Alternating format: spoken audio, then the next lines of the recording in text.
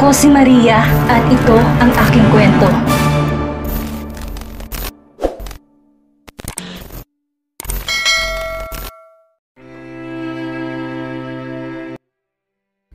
Nakaburo lang ama ni Amethyst. Palaging nasa tabi nito ang asawang si Jax. Napatingin si Amethyst sa ina na katabi niya. Tahimik lamang ito na nakaupo. Hindi rin to umiiyak. Hindi ko pa nakasama na matagal si Papa. Binawi na siya kagad sa amin ni Mama. Nasambit ni Amethyst. Tumulo na naman ang mga luha niya sa mata. Pinatong na Jax ang kamay sa kamay ni Amethyst. There is a reason kung bakit nawala si Papa mo. But he is free from pain. He left us, just like he's sleeping. Di na siya nahirapan, di ba? Pinalis ni Amethyst sa mga luha sa kanyang mata. Iba pa rin nakasama namin ni Mama si Papa. Ang tagal kong pinangarap na sana umuwi na sila para magkasama na kaming lahat. Umuwi nga siya pero may sakit naman si Papa. Ang hirap tanggapin. Hindi ko pa nasasabi sa kanyang lahat. Ang dami ko pang gustong gawin para sa kanila. Napayo ko si Amethyst. Ayaw na sana niyang umiyak pero hindi niya kayang pigilan ang luha niya na bumagsak. Humigpit ang kapit ni Jack sa kamay ng asawa. Dumating ang mag-anak ni Tristan at Catriona para makiramay. Kasama rin ang papa nito at ang parents ni Tristan. Maging ang pamilya ni Darius ay andoon. I am sorry for your loss, Iha. Malungkot na sabi ni Lumina kay Amethyst. Nasa likuran niya ang asawang si Dante. Tango lamang ang naging tugon ni Amethyst. Ang mama ko po pala, pakilala niya sa ina. Ma, parents po sila ng asawa ni Catriona. Nakipaglahad si Lumina at Dante kay Wendy. My condolences, Mrs. Vera. Tumango lamang si Wendy at gumiti ng bahagya. Sumunod na nakiramay ang pamilya ni Darius at Madeline, kasamang kanilang anak na si Mariska. Pinakilala rin ni Amethyst ang mama niya sa papa ni Catriona. Besh, condolences, sabi ni Catriona. Naiyak na naman si Amethyst at niyakap niya ito. Sorry na paiyak kita. Huwag ka nang umiyak. Alo pa niya sa kaibigan na bumitaw sa yakap. Inaya ni Catriona si Amethyst na maupo. Iniwan muna sila ng kanilang mga asawa para magkasarinlan. Iniwan na talaga kami ni Papa. Ang sakit, besh. Tumango-tango si Catriona. Okay lang, ilabas mong nararamdaman mo. Ganyan na ganyan din ako nung iniwan kami ni Mama. Ang sakit-sakit kasi maliit pa kami ni Celestine. Natakot ako nung una dahil hindi ko alam ang gagawin ko. Pagkatapos biglang nawala si Papa, iniwan niya kami noon. Napadako na naman ang tingin ni Amethyst sa ina. Nalulungkot din ako para kay Mama. Buong buhay niya palagi niyang kasama si Papa. Ngayong wala na si Papa, ramdam kong mas talo siyang nasaktan. Kahit bihira ko siyang makitang umiyak, aniya na pinagmamasdan ng inang nakaupo, malapit sa kabaong ng ama. Nakatungo ito, tila nakikipag-usap ng tahimik sa labi ng yumaong asawa. Minsan sa bawat hikbi ng hangin, naiisip ni Amethyst kung ilang beses na kayang umiiyak ang ina sa gabi habang mag-isa sa kwarto. Kung ilang beses na rin tong nagpanggap na matatag sa harap nila para lang di sila mag-alala. Normal lang yan na reaksyon ng mama mo. Mahinang sabi ni Catriona. Habang hinahaplos ang likod ni Amethyst, hayaan mo muna siyang magluksa. Masakit din para sa kanyang lahat, pero parati mo siyang kamustahin. Minsan, kahit di siya magsalita, ang simpleng tanong malaking bagay na yun. Tumungo si Amethyst, pilit ng umiti. Oo, sisiguraduhin kong hindi siya mag-isa. Kahit gaano kasakit, gusto kong maramdaman niyang nandito kami para sa kanya. Darating din ang araw, dagdag ni Catriona, na matatanggap niya ng buo na wala ng papa mo. Pero ngayon, sapat na na maramdaman niyang hindi siya nag-iisa sa pagdadalamhati. Dumating ang araw ng libing. Maaga pa lang nagsidatingan ng ilang mga kamag-anak na doon lang nakilala at nakita ni Amethyst at mga malalapit na kaibigan. At kahit wala mang ulan, mabigat ang simoy ng hangin. Halos lahat ay nakayoko habang nakatayo sa paligid ng hukay. Tahimik lang si Amethyst habang hawak ang baraso ng kanyang ina. Nasa tabi niya ang asawang si Jax. Nakatitig sila sa kabaong habang unti-unting binababa ito sa lupa. Hindi umiiyak ang ina ni Amethyst pero mahigpit ang kapit ito sa anak. Parang doon siya kumukuha ng lakas. Nang ganap ng mailibing ang labi ng asawa, lumapit ang ina ni Amethyst at barahang sinuksok ang isang puting bulaklak sa lupa. Halika na, ma. Mahina at mahinahong aya ni Amethyst sa ina. Tumango lang kanyang ina at sabay silang lumakad palayo. Pagkapasok nila sa kondo, napansin ni Amethyst ang kanyang mama na marahang naglalakad papunta sa kwarto nilang mag-asawa. Ma, baka gusto niyo po munang kumain, ipagluluto ko po kayo, habol ni Amethyst. Huminto si Wendy sa paghakbang at saglit na nalingon ng anak. Busog pa ako, Amethyst. Magpapahinga lang muna ako. Tumango si Amethyst kahit alam niyang halos wala pang kinain ng ina buong araw. Di na rin siya nagpilit pa. Tahimik niyang sinundan ng tingin ng mama niya hanggang sa makapasok ito sa kwarto. Baka gusto mo ring magpahinga, Amethyst. Wala ka pang masyadong tulog, sabi ni Jax. Napalingon si Amethyst sa asawa at marahang tumango. Kailangan nga rin niyang magpahinga. Simula nang pumanaw ang papa niya, palagi na siyang kulang sa tulog. Idlip lang ako sandali, aniya sabay talikod kay Jax. Pero bago pa siya makalayo, hinawakan siya ng asawa sa kamay kaya napalingon siya pabalik. You will sleep in our room, sabi ni Jax, seryosong tono. Tututulan sana ni Amethyst ang asawa, pero nang makita niyang determinasyon sa mata ni Jax, tumango na lang siya bilang pagpayag. Sige na nga. Naligo muna si Amethyst. Pagkapasok niya sa loob ng banyo, tumapat siya sa dutsa ng shower at umiyak ng umiyak doon. Di niya maibuhos lahat ng luha niya dahil sa nakikita niya sa mata ng mama niya. Tinatagan niya ang loob dahil hindi niya makitang maiiyak ang ina habang nakaburol ang papa niya. Pagkalabas ni Amethyst ng banyo, wala si Jack sa loob ng kwarto nila. Nakaternong pajama siya at nagblower ng buhok niya. Pagkatapos ay humiga sa kama. Pinilit niyang matulog. Unang gabi na kulang sila. Kulang ang pagkatao niya dahil wala ng papa niya. Parang hindi niya alam kung kailan siya masasanay. Binuksan ni Jax ang pinto, hawak ang isang tasang tinimpla niyang gatas para kay Amethyst. Alam niyang kailangan niya ng asawa niya upang maging masarap ang tulog nito magdamag. Batid niya kung gaano kalungkot si Amethyst nang mawala ang ama nito. Amethyst, uminom ka muna ng gatas, malambing na sabi ni Jax habang nilalapitan ng asawa niyang nakahigala sa kama. Bumangon si Amethyst at tumupo. Nag-abala ka pa. Milk is good before sleeping, sagot ni Jax. Barahan siyang umupo sa tabi nito at iniabot ang tasa, lalo na kapag nalulungkot. Tahimik na tinanggap ni Amethyst ang tasa. Mainit pa to sa palad niya. Hindi mo naman kailangan gawin to eh. Alam ko, bulong ni Jax habang pinagmamasdan ng mukha ng asawa. Pero gusto kong iparamdam na hindi ka nag-iisa. Napayo ko si Amethyst at pilit ngumiti. Sa gitna ng lungkot, naroon pa rin ang init ng pag-aalaga. Pero parang may nakalimutan siya. Ang huli nilang pagtatalo. Mapapaniwala na naman ba siya kay Jax? Baka sa huli masaktan lang ulit ang damdamin niya. Parang ayoko nang inumin yan. Biglang tanggi ni Amethyst. Napakunot ang noo ni Jax sa inasal ng asawa. I thought you like it. Tumayo si Amethyst. Sinundan siya ng tingin ni Jax habang kinuha nito ang unan sa ulunan ng kama. Sasamahan ko muna si mama na matulog ngayong gabi. Mas kailangan niya ng kasama ngayon, lalo na't wala na si papa, sabi ni Amethyst. May nahon pero may kalayong tono. Saglit na natahimik si Jax. Hindi niya alam kung pipigilan ba niya ito o hayaan na lang. Pero ramdam niyang may bumabakod na ulit sa pagitan nila. Okay, tanging nasabi niya.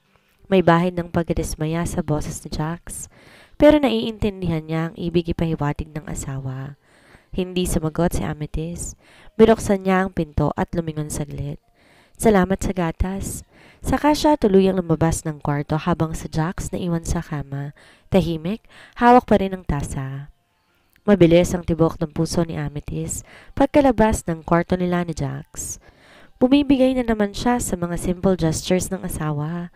Ayaw niyang humantong na naman ang lahat na may isusumbat sa kanyang papel niya sa buhay nito. Nagmamadaling tinungo niyang kwarto ng mama at papa niya. Nang nasa tapat na si Amethyst ng pintuan, ay hindi na siya kumatok. Pinihit niyang pinto papasok at nabungaran agad ng ama na nakabaluktot ng higa. Tahimik tong umiiyak. Ma, tawag ni Amethyst sa ina at mabilis niyang nilapitan. Kagad pinunasan ni Wendy ang mga luha nang marinig ang boses ng anak. Bumangon siya at umupo sa gilid ng kama. Bakit di ka pa natutulog? Kayo po, bakit gising pa rin kayo? Balik tanong ni Amethyst. Naalala ko lang ang papa mo. Miss na miss ko na siya. Kahit inihanda ko ng sarili ko, hindi ko pa rin pala kaya na wala siya sa tabi ko. Ma, Sambit ni Amethyst, sabay tulo ng luha sa kanyang mga mata. Agad niyang niyakap na mahigpit ang kanyang ina, nagyakapan at nag-iyakan na mag-ina.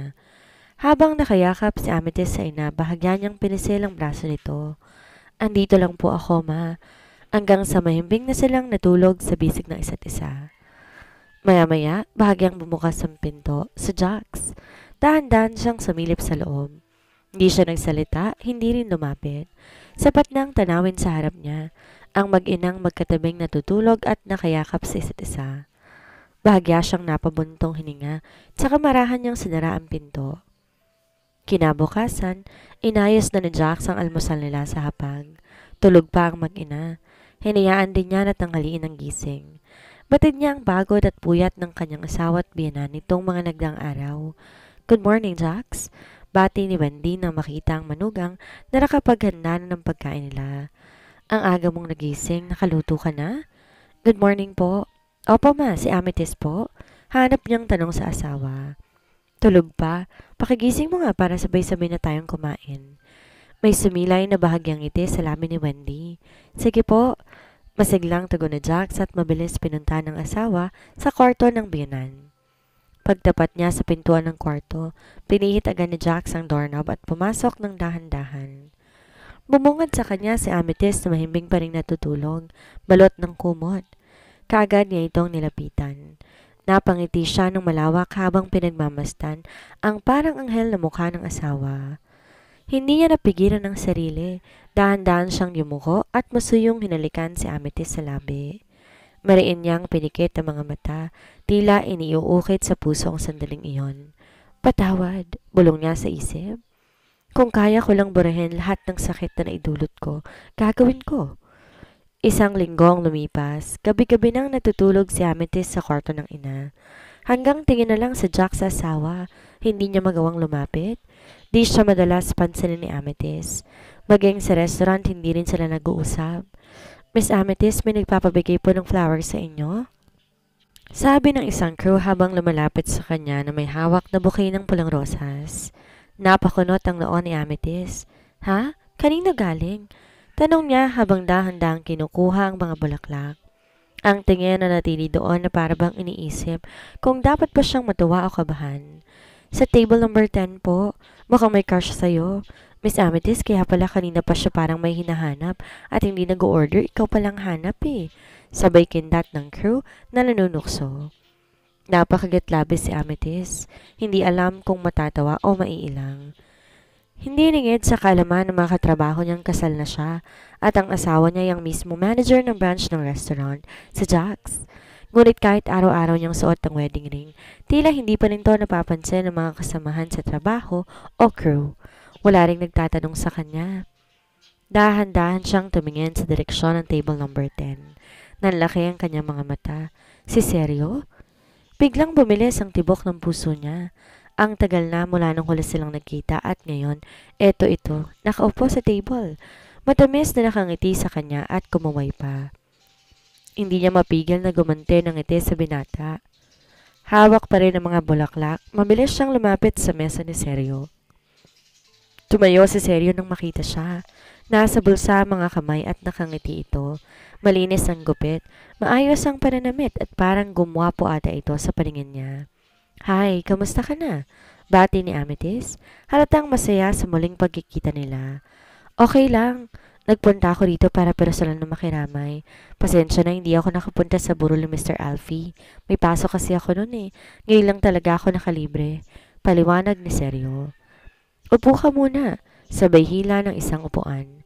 Salamat, ani Amethyst at naupo sa tapat niya. Napatitig siya kay Seryo habang umuupo ito. Anong gusto mong kainin? Libre ko. Sabi ni Seryo, may ngiting nag-aanyaya. Nakakahiya naman sa'yo. Ako nagtatrabaho dito, umorder ka na. Ako nang bahala sa bill. Sagot ni Amethyst. Pilit iniiwasang mapansin ang kakaibang kilig sa boses niya. Umiling si Seryo. Hindi ako papayag. Ako ang dumalaw kaya ako ang manlilibre. Bisita kita kaya ako ang magbabayad. Matigas na sagot ni Amethyst pero may halong biro sa tono. Nagkatinginan sila sandali, mata sa mata. Pinandilatan ni Amethyst ang binata na ikinatawan ng huli. Matagal na rin, no? Sabi ni Seryo, napayo ko ng bahagya. Hindi rin ako sigurado kung dapat ba akong matuwa o kabahan na nandito ka, sagot ni Amethyst. May halong biro pero totoo ang laman. Napangiti si Seryo. Bakit? May dapat ba akong ikabahala? Hindi agad sumagot si Amethyst. Umakto na lang normal sa harap ng binata. Hindi pa rin ba kayo nagkakaayos ni Mr. Jax? Seryosong tanong ni Seryo. Natahimik si Amethyst.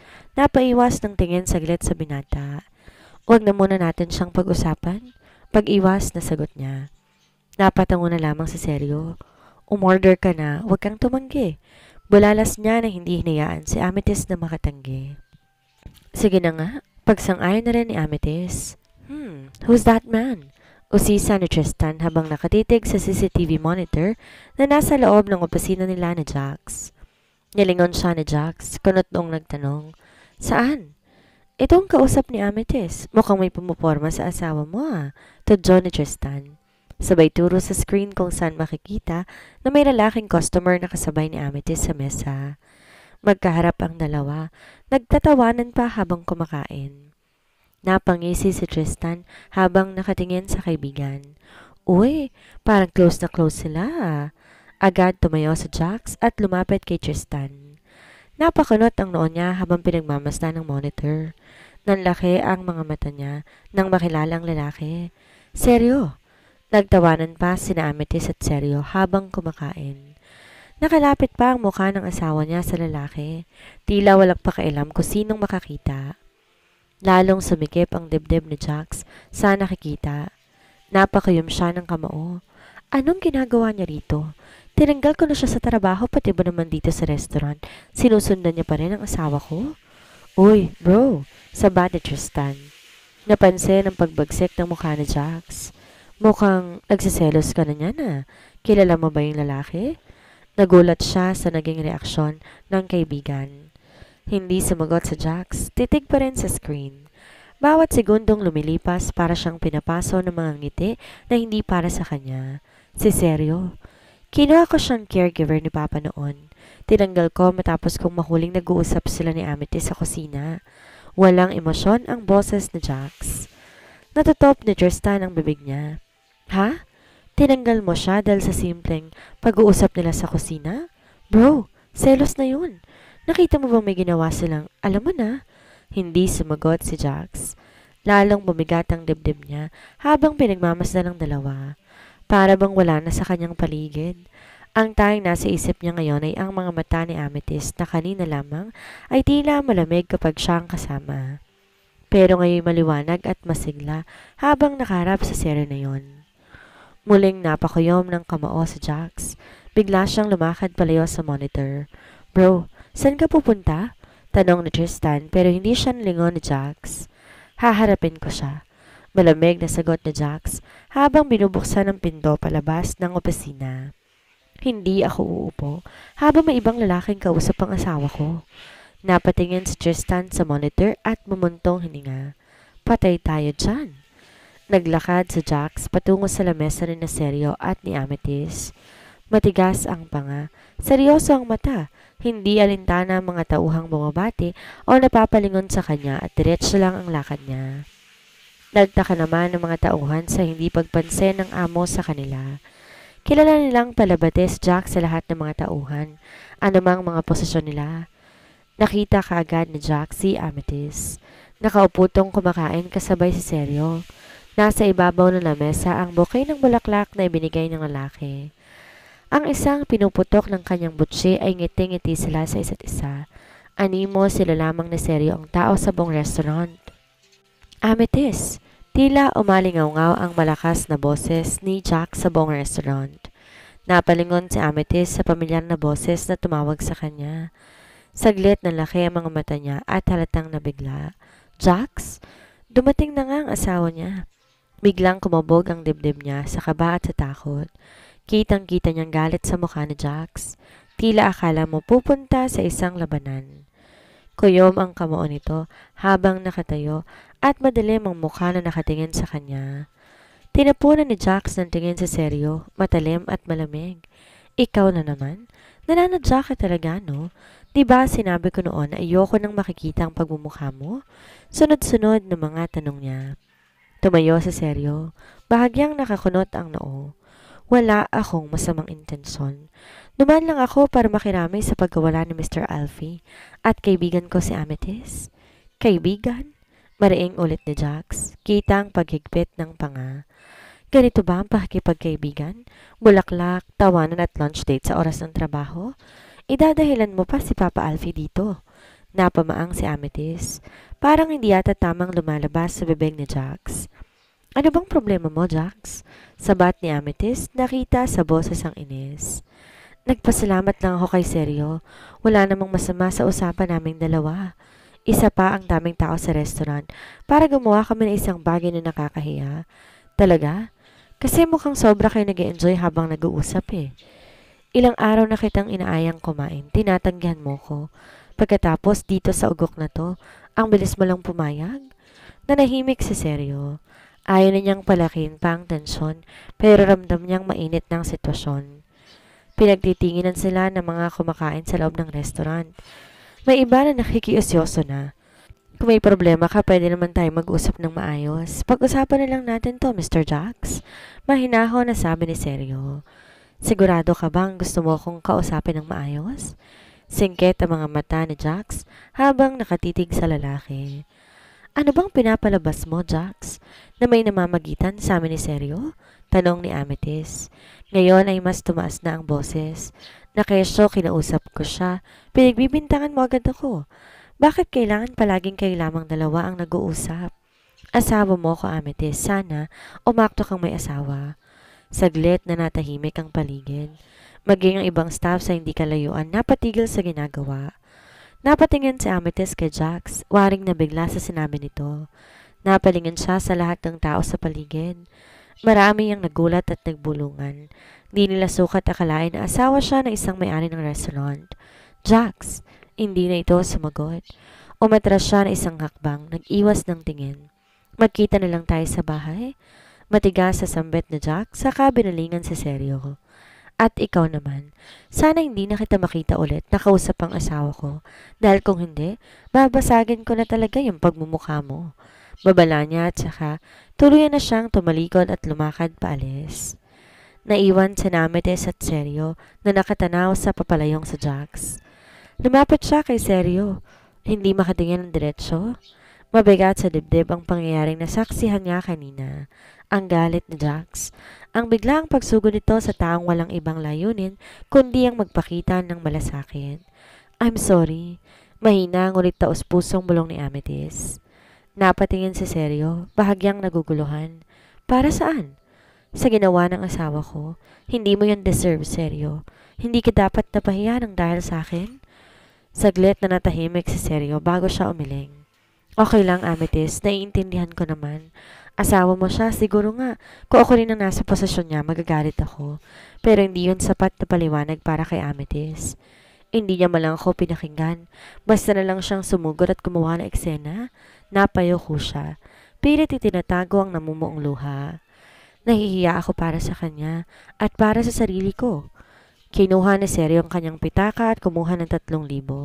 Nilapag niya yon sa ibabaw ng lamesa. Maraming salamat kahit pa ako naman ang dahilan ng awan ninyong mag-asawa. Nahihiyang hingi ng paumanhin ng binata. Wala kang kasalanan. Palagi ka nalang humihingi ng sorry. Yung sa Jax ang madumi ang isip. Saad ni Amethyst, halatang inis sa kanya. Napabuntong hininga sa Seryo. Aalis na ako, sana magkita tayo ulit. Tumango si Amethyst at gumiti ng payak. Salamat din sa palibre mo. Mag-iingat ka. Tumalikod na si Seryo at lumabas ng restaurant. Bigla nang natuon ang tingin ni Amethyst sa bulaklak na binigay sa kanya ng binata.